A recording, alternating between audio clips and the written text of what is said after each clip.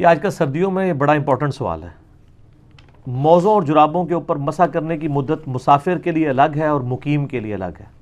جو مقیم ہے نا، جو یعنی رہائشی ہے کسی علاقے کا، تو اس کو صحیح مسلم کے اندر حدیث ہے، اوپر تلے 4 حدیث ہیں، 639 640 41 42. سیدہ عائشہ کے پاس ایک تابعی آتا ہے اور کہتا ہے کہ بتائیں کہ نبی علیہ السلام نے موزوں کے اوپر مسح کی مدت کیا مقرر کی تھی. یہ چمڑے کے جو موزے ہوتے ہیں، اسے خفین کہتے ہیں عربی میں، اور جو جرابیں والے جو موزے ہیں ان کو ہم جرابین کہتے ہیں عربی میں. یہ دونوں سنت ہے، جیسے پگڑی الگ سے سنت ہے، ٹوپی الگ سے سنت ہے. تو سیدہ عائشہ نے کہا کہ تم علی ابن ابی طالب کے پاس جاؤ، ان کا وقت نبی علیہ السلام کے ساتھ زیادہ گزرتا تھا سفر و حضر میں، وہ تمہیں مدت بتائیں گے. اچھا، اس حدیث سے یہ بات پتہ چلی کہ سیدہ عائشہ جو سینکڑوں صحابہ کی استاد ہیں، ان کو بھی کسی مسئلے کے اندر ایشو ہوتا تھا تو مولا علی سے پوچھتی تھی. ایک تو یہ پتہ چلا. دوسرا، ان کے الفاظ دیکھیں کہ مولا علی کو مجھ سے زیادہ قرب حاصل تھا نبی علیہ السلام کا سفر و حضر میں. حالانکہ بیوی سے زیادہ تو کوئی قریب ہی نہیں ہوتا، لیکن ان کی بات ٹھیک تھی، کیونکہ نبی علیہ السلام کی تو ایک وقت میں 9 بیویاں تھیں، ٹوٹل 11. آپ ساری بیویوں کو سفر میں نہیں لے کے جاتے تھے، قرعہ اندازی کرتے تھے. کبھی کسی بیوی کا نام نکل آتا تھا، کبھی کسی کا. جیسا کہ وہ سیدہ عائشہ پہ جو افک والا مسئلہ ہوا تھا، جو تہمت لگی تھی برائی کی، اس میں سیدہ عائشہ ساتھ تھی. صلح حدیبیہ کے موقع پہ ام سلمہ ساتھ تھی. ہر موقع پہ ڈیفرنٹ بیوی کے نام قرآن نکلتا تھا. تو سیدنا علی سے جب پوچھا اس تابعی نے، تو انہوں نے فرمایا کہ نبی علیہ السلام نے مسافر کے لیے 3 دن اور 3 رات یعنی 72 گھنٹے، اور مقیم کے لیے 1 دن اور 1 رات یعنی 24 گھنٹے تک ایک دفعہ وضو کر کے آپ یعنی موزے پہن لیں تو مسح کی اجازت مرحمت فرما دی ہے. یعنی آپ نے فجر کا وضو کیا، اس میں تو آپ نے وضو میں پاؤں دھوئے ہیں نا، تو یہ تو نکل گیا بیچ میں سے. جرابیں یا موزے پہن لیے، اب آپ زور میں بھی مسح کر سکتے ہیں، عصر میں بھی، مغرب میں بھی، شام میں بھی، اور اگلے دن کی فجر میں بھی کر سکتے ہیں. کیونکہ یہ والی فجر تو دھو کے آپ نے پڑھی تھی نا. پریکٹیکلی تو 24 گھنٹے کیسے پورے ہوں گے؟ یعنی وہ 5 نمازوں تک ہے کہ زور، عصر، مغرب، عشاء اور اگلی فجر. ہاں، فجر کے بعد آپ پھر موزے اتار کے آپ کو، اگر آپ مقیم ہیں. اگر آپ مسافر ہیں پھر 3 دن 3 رات تک اگر آپ نے اس دوران وضو کرنے کے بعد موزے یا جرابیں نہیں اتاری تو آپ نماز کے لیے مسح کر سکتے ہیں. اور اس کا بڑا آسان طریقہ ابو داؤد میں ہے. یہ ہر لوگ اپنے انداز سے بھی مسح کر رہے ہوتے ہیں. مسح کا طریقہ یہ ہے کہ جیسے آپ سر کے مسح کے لیے پانی دیتے ہیں نا، تو دائیں ہاتھ میں آپ جرابوں یا موزوں کے مسح کے لیے پانی لیں گے، بائیں ہاتھ پہ اسے گرائیں گے اور ہاتھ کو یوں کریں گے کہ یہ قطرے سارے ٹپک جائیں، صرف تری رہ جائے. سر پہ بھی صرف تری ملنی ہوتی ہے، سر دھونا نہیں ہوتا. جب تری رہ جائے نا، تو دایاں جو پاؤں ہیں اس کے اوپر والے حصے کا دائیں ہاتھ سے مسح یوں کرنا ہے، پیرلل میں دونوں، اور بائیں سے بائیں کا. بعض اس کے لیے لادہ گیلا کر کے دونوں ہاتھ پہلے ادھر پھیرتے ہیں، پھر ادھر پھیرتے ہیں، نیچے سے بھی اوپر سے بھی. وہ تو سیدنا علی کا قول ہے نا ابو داؤد میں کہ اگر دین صرف عقل کی بنیاد پہ ہوتا تو پاؤں کے تلوے کا مسح کیا جاتا، لیکن شریعت حکم کے اوپر چلتی ہے، اس لیے حکم ہمیں یہ ہے کہ اوپر والے حصے کا آپ نے مسح کرنا ہے، دائیں سے دائیں کا، بائیں سے بائیں کا. تو یہ سنت ہے. اور یہ تو خفین کی حدیثیں ہیں تو بخاری مسلم میں موجود ہیں. صحیح مسلم میں ایک حدیث ہے، حضرت مغیرہ ابن شعبہ رضی اللہ تعالیٰ عنہ کہتے ہیں کہ غزوہ تبوک میں نبی علیہ السلام کے ساتھ تھا.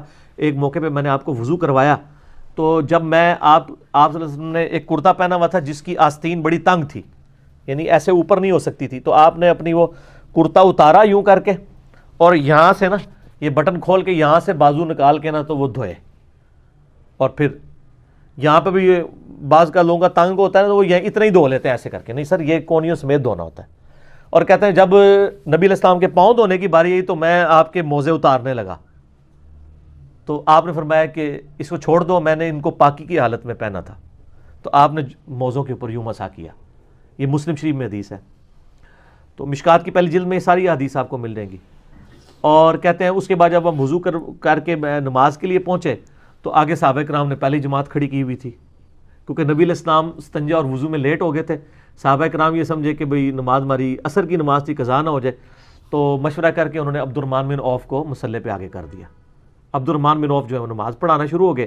1 رکعت ہو گئی، نبی علیہ السلام آ گئے. صحیح مسلم شریف کی حدیث ہے. تو نبی صلی اللہ علیہ وآلہ وسلم کی آمد کی جب صحابہ کو اندازہ ہوا تو انہوں نے نا تصفیق کرنا شروع کر دی، یوں ایسے، یعنی اشارہ کرنا شروع کر دیا تالی کی آواز سے پتہ چل جائے۔ حالانکہ بخاری مسلم میں حدیث ہے کہ یہ تصفیق عورتیں کریں گی کیونکہ عورت کی آواز کا پردہ ہے، مردوں نے سبحان اللہ کہہ کے امام کو غلطی پر اطلاع دینی ہے۔ تو عبد الرحمن بن عوف نے مصلی چھوڑ دیا نا، نبی علیہ السلام نے فرمایا کہ اپنے مصلی پہ ہی رہو، اشارہ کیا، وہ نماز پڑھاتے رہے۔ اس طرح کا واقعہ بخاری مسلم میں حضرت ابوبکر کے لیے آتا ہے، تو ان کو بھی نبی علیہ السلام نے کہا مصلی پہ رہو، لیکن وہ نہیں رہے تھے، وہ پیچھے آ گئے، نبی علیہ السلام پھر مصلی پہ گئے، نماز پڑھائی۔ بعد میں آپ نے فرمایا تمہیں حکم دیا تھا، تو انہوں نے کہا ابو قحافہ کے بیٹے کی کیا مجال کہ رسول اللہ تشریف لے آئے اور وہ مصلی پہ کھڑا رہے۔ پھر ابو بکر تو ابو بکر ہے نا جی، ابو بکر کی جگہ کون لے سکتا ہے۔ عبد الرحمن بن عوف کو جب نبی علیہ السلام نے اشارہ کیا تو انہوں نے بھی صحیح کام کیا، انہوں نے نبی علیہ السلام کا حکم مان لیا، تو وہ نماز پڑھاتے رہے۔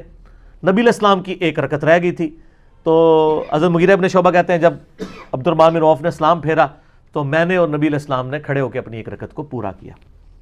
یہ پوری، اسی پہ میرا ایک کلپ بھی ہے کہ نبی علیہ السلام نے کس صحابی کے پیچھے نماز پڑھی۔ دنیا میں ایک ہی شخص ہے جس کے پیچھے نبی علیہ السلام نے نماز پڑھی ہے، بلکہ دنیا نہیں سر، اس کائنات میں ایک ہی شخص ایسا ہے جس کے پیچھے کسی نبی نے نماز پڑھی ہو، اور وہ عبد الرحمن بن عوف ہے رضی اللہ تعالیٰ عنہ۔ حضرت ابوبکر نے تو مصلی چھوڑ دیا تھا، اس لیے ان کے پیچھے نماز نہیں پڑھی، آپ نے خود آ کے مصلی سے مان لیا۔ تو یہ ایک ایسا اعزاز ہے جو کسی صحابی کو حاصل نہیں ہے، تو اس میں بھی موجود ہے۔ پھر جامعہ ترمذی کے اندر آپ کو ایک پورا چیپٹر ملے گا جورابین پہ مسا۔ اب یہ کیا کرتے ہیں، کہتے ہیں موزے چمڑے کے ہونے چاہیے، چمڑے کے ہونے چاہیے، وہ چمڑے والی حدیثیں لادا ہے، جرابوں والی لادا ہے۔ یہ جورب تو لفظ ہی عربی کا ہے، آپ جا کے عربی ڈکشنری میں لکھے جورب کہتے ہیں کپڑے یا اون کا ایسی چیز جو پاؤں پہ پہنی جاتی ہے، چمڑے کی ہونی ضروری نہیں ہے۔ البتہ امام ترمذی نے لکھا ہے کہ وہ جراب موٹی ہونی چاہیے جس سے جسم باہر نہیں ڈھلکے۔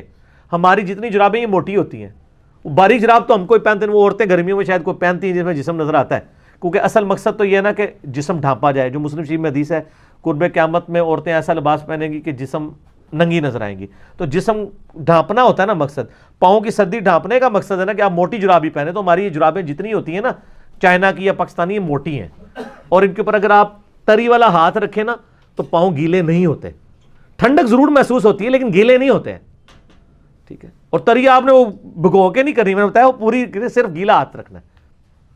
اس کی حدیثیں ترمذی میں لادا سے ہیں، اور امام ترمذی نے اس حدیث کو حسن صحیح بھی کہا ہے، اگرچہ ہمارے نزدیک وہ روایت کمزور ہے سفیان ثوری کی تدریس کی وجہ سے، لیکن امام ترمذی اس حدیث کو صحیح سمجھتے ہیں۔ البتہ ہمارے پاس مصنف ابن ابی شیبہ میں 5 صحابہ سے موجود ہے کہ جرابوں پر مسح پہ اجماع ہے صحابہ کا۔ اور آپ کو مزے کی بات بتاؤں، یہ حدیث ابو داؤد میں بھی آتی ہے، جو دیوبندیوں کی ابو داؤد ہے نا، اس میں انہوں نے نا لکھ دیا ہے کہ ہم بھی جرابوں پہ مسح کے قائل ہیں، لیکن پبلک کو کہانی وہی کرائی ہوئی ہے کہ بغلوں میں بت رکھ کے آتے تھے، رفع الیدین ہوتا تھا۔ پبلک کو جرابوں والے کو دیکھ لیں تو کوئی جاہل بندہ بھی ہو کہتا ہے اے نہ تے ہوتے نہیں ہوندا جی مسا، تو اس کو پوچھو بھی کدھر لکھا ہے، تو پتہ نہیں، انہوں نے بھی بزرگوں کو سنا ہے، بزرگ فرماتے ہیں، تو بزرگ فرما کے لکھ کے ٹر گئے جے۔ اور امام ترمذی نے کمال کیا جی، امام ترمذی رحمہ اللہ نے اس کے ساتھ ایک واقعہ لکھا ہے کہ امام ابو حنیفہ رحمہ اللہ جس مرض میں فوت ہوئے، جامعہ ترمذی میں جرابوں والی، امام ترمذی کو پتا تھا کہ جرابوں اور چمڑے کے موزوں کا جو فتنہ ہے وہ امام حنیفہ رحمہ اللہ کی وجہ سے کھڑا ہوا ہے۔ فتنہ سے مراد عربی والا فتنہ، پنجابی والا نہیں، آزمائش کہ امت میں 2 رائے۔ تو امام ترمذی نے واقعہ لکھا ہے باقاعدہ کہ امام حنیفہ جس مرض میں فوت ہوئے، مرنے سے 1 ہفتہ پہلے انہوں نے اپنے پاؤں پہ جرابیں چڑھائیں، یہی والی، اور پھر ان پہ مسح کیا، اور فرمایا کہ میں نے آج وہ کام کیا جو آج سے پہلے کبھی نہیں کیا۔ یعنی میں قائل ہوتا ہوں اس بات کا کہ چمڑے کے موزوں کے علاوہ ان جرابوں پہ، ان تک حدیثیں بعد میں پہنچی ہوں گی، لیکن جو پچھلے ہیں نا ان تک آج تک بھی ان تک پہنچ کے وہ توبہ بھی کر چکے، یہ کہتے ہیں نہیں حضرت تھوڑا ریویو کرو، ہو سکتا ہے تسی پہلے ٹھیک ہی کیا ہوئے، کیونکہ تسی جو فرما دیتا ہو تو چینج ہو ہی نہیں سکتا، نعوذ باللہ۔ یہ پروٹوکول تو نبی علیہ السلام کا ہے، ما ضل صاحبکم وما غوا، تمہارے نبی نہ کبھی بہکے ہیں نہ کبھی بیرا چلے ہیں۔ مصیبت کھڑی کی ہوتی ہے، وہ بیچارے وہ چمڑے کے موزے، اب جو لوگ آفیسز میں کام کرتے ہیں وہ بیچارے کہتے ہیں کہ کیا کریں جناب، ہم 1 نمبر بڑا بوٹ لیں، چمڑے کا موزہ پہننے کے لیے تو آپ کو 1 نمبر بڑا بوٹ لینا چاہیے، ٹھیک ہے جی۔ بڑی مصیبت انہوں نے لوگوں کے لیے، میرے بھی پاؤں مطلب سردیوں میں خراب ہو جاتے تھے، مجھے تو اللہ کا شکر ہے میں نے تو کلپ بھی آپ یوٹیوب پہ میرا کلپ دیکھیں، جرابوں پر مسح اور امام حنیفہ کا رجوع، اس میں میں نے باقاعدہ وہ JPGs میں وہ HD کیمرے میں وہ حدیثیں دکھائی ہیں، تو کہ بھی امام حنیفہ رجوع کر کے فوت ہو چکے، تسی ہن زندہ ہو اللہ دے بندے ہو, تواڈے بزرگ جن کے اوپر آپ کا تکیہ تھا وہ توبہ کر کے فوت ہو چکے ہیں, آپ تو رجوع کرو. لوگوں کو مصیبت میں ڈالا ہوا ہے. اب آفیسز میں لوگ جاب کرتے ہیں تو وہ کہتے ہیں اب چمڑے کے موزے لیں تو 1 نمبر بڑا بوٹ لیں گے, پھر گرمیوں میں کیا کریں گے, گرمیوں کے علیحدہ بوٹ لیں گے. مصیبت ڈالی ہوئی انہوں نے قوم کو.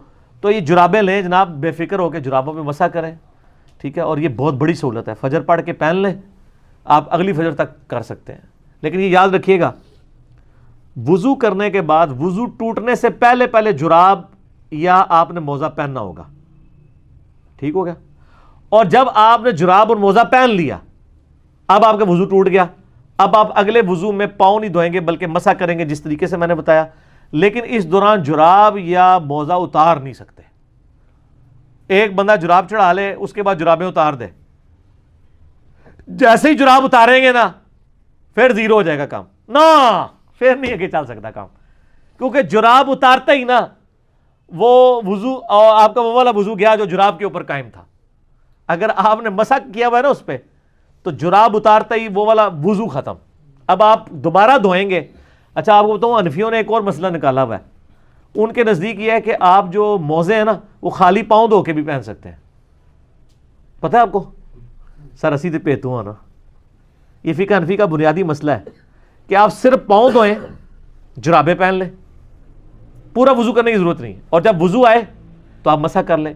یہ انہوں نے غلط کرالری کیوں نکالی؟ ان کے نزدیک جو اعضائے وضو کی ترتیب ہے نا, نہ یہ ضروری ہے اور نہ ان کا متواتر ہونا ضروری ہے. وہ کہتے ہیں آپ اگر آدھا گھنٹہ پہلے وضو میں چہرہ دھوئیں, آدھے گھنٹے بعد جا کے کونیاں دھوئیں, اس سے آدھے گھنٹے بعد جا کے مسح کریں, اور 2 گھنٹے بعد پاؤں دھوئیں, اس دوران آپ کا وضو نہ ٹوٹے تو آپ کا وضو ٹھیک ہے.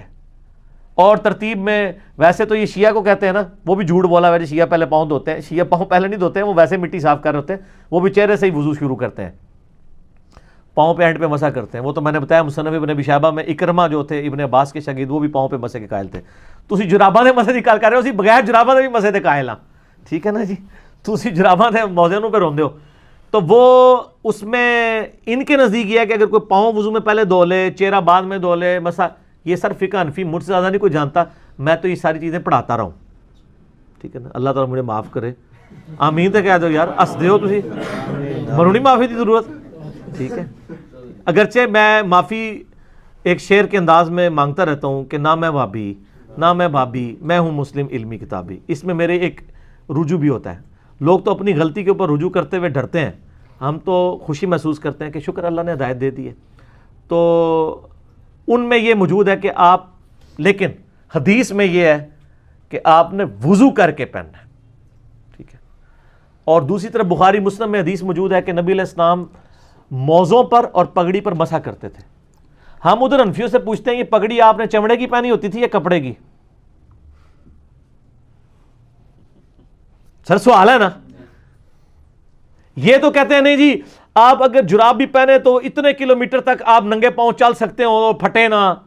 یہ ساری شرائط جو آپ کہانیاں کراتے ہیں پگڑی پہ کر سکتے ہیں. کپڑے کی جو پگڑی ہے اس کو اگر ہم پاؤں پہ لپیٹے تو یہ تو پھٹ جائے گی. تو نبی علیہ السلام تو کپڑے کی پگڑی کے اوپر بھی مسح کر لیتے تھے بغیر چمڑے کی. وہ تو آپ بتائیں. اسی کے تحت میرا یہ موقف ہے کہ جو عورت ایک دفعہ وضو کر کے حجاب پہن لے نا تو وہ 5 نمازوں تک حجاب کے اوپر بھی مسح کر سکتی ہے, اس کو ضرورت ہی نہیں کرنے کی, کیونکہ نبی علیہ السلام نے تو پگڑی پہ بھی مسح کیا ہے. اسی طرح جو لوگ پرماننٹلی یعنی پگڑی پہننے والے, ٹوپی والے تو بعض کا یوں اتار دیتے ہیں نا, پگڑی اتارنا آسان کام نہیں ہوتا.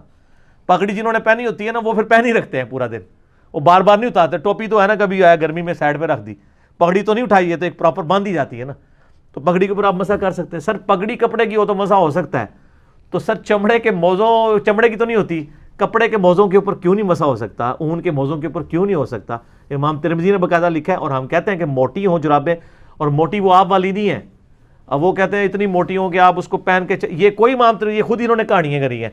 وہ کدے قیامت تک تانوں جراب نہیں لبنی کہ اتنے کلومیٹر تسی پتھریلی زمین تے چلدے رہو پھٹنا, وہ تواڈے موزے بھی پھٹ جان گے, ٹھیک ہے نا. یہ کوئی شرط نہیں ہے.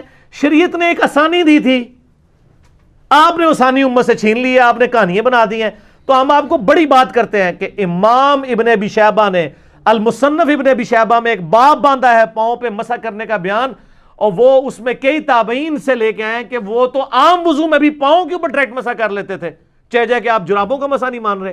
اس میں سیدنا اکرمہ کے بارے میں آتا ہے, سیدنا حسن بصری کے بارے میں آتا ہے, صحیح سند کے ساتھ. ایون شیخ زبیر علی زئی صاحب نے تو اکرمہ والا اثر بھی لکھا ہے الحدیث رسالے میں کہ وہ پاؤں پہ مسح کیا کرتے تھے. ٹھیک ہے, تو خالی پاؤں پہ مسح ہو جاتا ہے, تو جراب والا تو اونٹتے تو ہاتھ بننے کے یار نہیں یار تھی جراب نہیں کر لو, خالی نہ کرو. ٹھیک ہے, یہ سر کہانیاں ختم نہ, پرانیاں گلاں ہو گیا. ٹھیک ہو گئی. ہاں اگلا سوال.